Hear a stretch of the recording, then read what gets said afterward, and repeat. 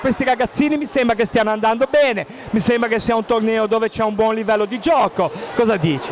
Sì, sicuramente ci sono delle cose interessanti, poi a seconda delle squadre, se sono A o B, il livello si alza o si abbassa, però sicuramente è un bel vedere per la pallanuoto del futuro.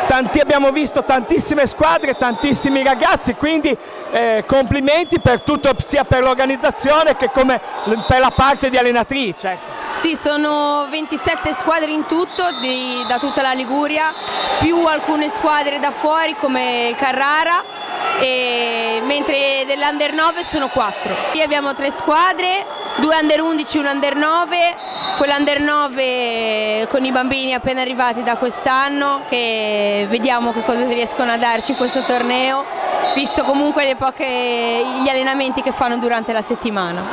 Ecco, un Lavagna che guarda tutte le discipline, nuoto, pallanuoto e sincro, è un Lavagna che quindi punta tantissimo sui ragazzi, sui giovani.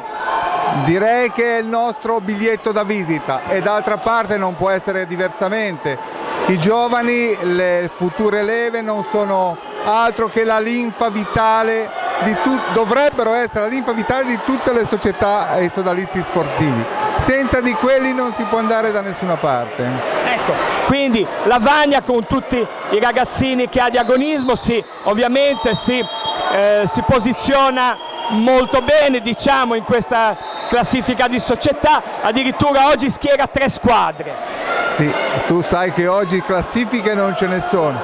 I risultati sono risultati per pura cronaca e ovviamente quando si gioca c'è chi vince, c'è chi perde, ma poi all'ultimo hanno vinto tutti.